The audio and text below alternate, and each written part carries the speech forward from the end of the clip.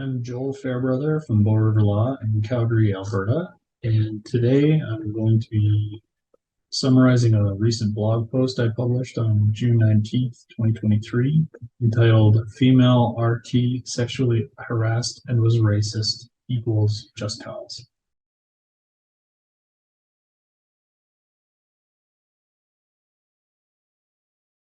Again, I'm Joel Fairbrother from Bow River Law in Calgary, Alberta. This is an employment law boutique firm, and we do these summaries for the purpose of legal education and legal information, and they are not legal advice.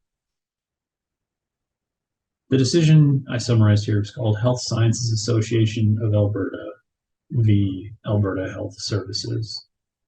And the citation for that is 2023 CanLii 37831. And I call it the Nicholson grievance because that's the name of the grievor, the employee that was terminated. This is a labor case where a female respiratory therapist's employment was terminated for cause by Alberta Health Services, her employer, for making unwanted comments of sexual nature and referring inappropriately to the Asian heritage of a coworker. The case is interesting to me as a practitioner because there's not actually a lot of cases involving females that have sexually assaulted sexually harassed their male coworkers. And so when there is one, I like to summarize it because it's a little bit different. I would say that it would have been difficult in this case for the union, HSAA. It would have been difficult for that union to predict prior to this arbitration hearing whether they had a strong chance of success, because they were arguing for certain facts to be a little different than what the arbitration panel found.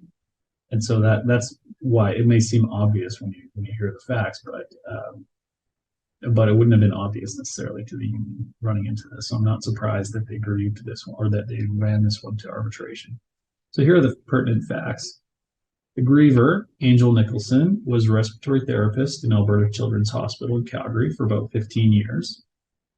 There had been a complaint against her by a male coworker of Asian descent, and her employment was terminated. The background was that the complainant, which is the Asian man, and the grievor had worked on the same shifts for a period of about 6 weeks. So they both had been working at Alberta Health Services at the Children's Hospital prior to that, but they were just on the same shift schedule for 6 weeks. The complainant had a really small pen that was clipped to his lanyard, the lanyards that hospital employees or employees in an office wear. The griever found this to be funny. She made racial comments and innuendo almost daily over 6 weeks that implied a comparison between the small pen to the size of the stereotypical genitalia size of an Asian man, and did this often in front of others. The complainant initially joked or said things like, "That's not true of all Asians," but became more withdrawn and went to gathering areas like lunchrooms less frequently as a result, because he was embarrassed about this constant negative attention, right? The grievor admitted at the hearing she had made jokes about the side of the pen, but she denied there was any comparison to genitalia. Now, this is important because, which we'll get into, but the facts found by the arbitrators was that she had made this comparison to innuendo because the grievor and other witnesses, they were satisfied that it happened. But the grievor said, "No, I didn't make a comparison to genitalia." And that becomes significant later. The griever had also made jokes about the complainant's small lunchbox, again comparing it to the grievor's stereotypical genitalia as an Asian man. The griever admitted at the hearing to making jokes about the size of the lunchbox, but again, she denied that it had anything to do with an implied comparison to stereotypical genitalia size. The griever referred to the complainant by the nickname the, quote, Asian sensation. She was the only one in the workplace that gave him this nickname. The grievance arbitration panel found that this was not sexual, it was just race-based. but it's still serious, but it wasn't sexual. English is the second language of the complainant. The griever referred to him as ESL regularly, including in front of colleagues and students at the Children's Hospital. The griever said, "That's enough," on a few occasions in an attempt to get her to stop. In one of the rooms of the hospital called the blood gas lab, the griever had pushed a chair towards a complainant who was sitting in another chair, and it bumped loudly against the back of his chair. He got up and confronted her.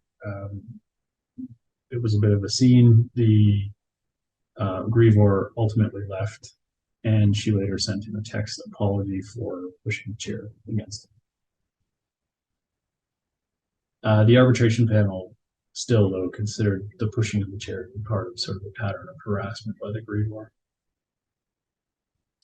The complainant then made a complaint to AHS. AHS investigated.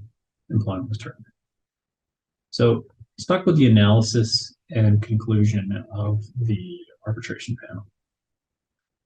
They had no difficulty concluding that it was conduct worthy of some discipline, but they next had to look on to decide how serious was the conduct. Did it deserve, a penalty like a warning or suspension, or was termination for cause the right penalty? In doing this, the arbitration panel applied what's called the Williams-Scott factors. This is a famous case in history of labor law, and labor arbitration panels almost always use it in grievance arbitrations about whether or not a termination was justified. In applying the Williams-Scott factors, the arbitration panel noted the following facts to be the most significant in this case. The conduct was objectively serious. The conduct had an impact on the complainant. The conduct differed from workplace culture. It was way beyond what was happening in the workplace, according to the arbitration panel. The conduct was serious in relation to the employer's policy. So AHS has policies forbidding harassment and discrimination, and this was serious in relation to those policies. The conduct was repeated and escalated over time. This is a 6-week period of constant comparisons.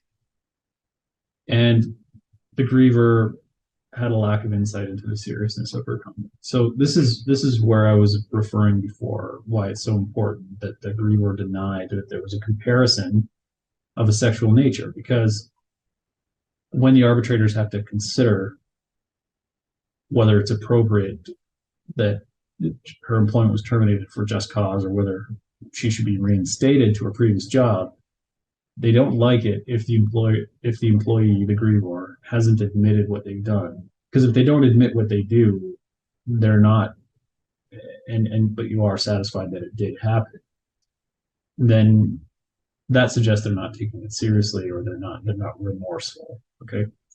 Now they had to balance this off though against, there were 3 factors here that really played in favor of the grievor, which one was that she was a long-term employee. She worked there 15 years. That's a long service employee in the grievance or in the labor world. And the significance of that is that usually a long-term employee, it's difficult to find termination for cause, and unless it's very serious conduct or there are warnings or something like that. The other factors that played in her favor were there was no active discipline on her employment record at the time of dismissal, and she had no warnings about this type of conduct. The arbitration panel noted that the conduct by the grievor was objectively serious, though, and found even if it could be characterized as, quote, microaggressions, and they didn't say whether it was microaggressions or not, but they said, if it is, it was still unacceptable as well. And a quote from the arbitrators at paragraph 63 was, microaggressions can have a significant impact because the cumulative effect of repeated targeting. The cumulative nature of the conduct is what made the circumstances here so severe. So one of the union's arguments was that this was shop talk, the old shop talk defense, that effectively there's a lot of this going on, a lot of this sort of commentary going on. The arbitrators rejected that in this case, though. They said it was so far, what the griever had been doing was so far beyond what was acceptable. She didn't need anyone to tell her it was wrong. There were objectively unwelcome comments. The arbitrators found that the griever's refusal to admit that her jokes contained sexual innuendo in the face of a lot of witness evidence to the contrary was a significant aggravating factor which made her conduct even more serious. The arbitrators noted that the griever did not have malicious intent. In other words, she didn't intend for it to be harassment. But she did intend to make sexual innuendo comparisons, and she did intend to make comments of a racial nature. She just didn't intend for it to be harassment. Effectively, in weighing all those factors from William Scott, the arbitrators found that there was just cause for dismissal on that. The griever probably didn't have a rehabilitative potential to be put back into the workplace. My take on this case, it seems obvious when you hear the facts that this would be dismissal for cause, but the union's argument was that the griever didn't intend to be racist or imply sexual innuendo, and the arbitrators found, look, the griever did intend that the comments be racial and that there be sexual innuendo. She may not have intended harassment, but that's not enough in this case.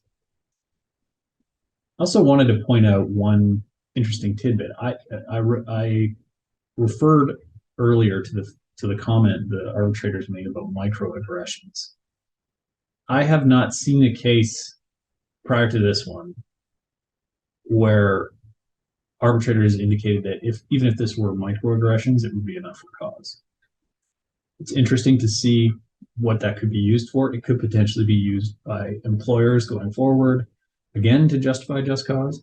It could be used by people experiencing harassment to make a stronger harassment complaint based on things that previously would not have been considered as serious, microaggressions. And it could be used in other discrimination cases where an individual complainant is trying to establish systemic discrimination or more subtle discrimination on the basis of things like microaggressions. So it could be used for a number of things.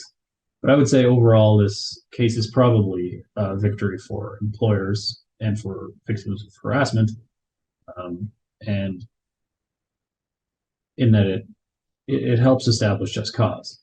Again, I'm Joel Fairbrother from Bow River Law in Calgary, Alberta, and I hope this summary has been helpful.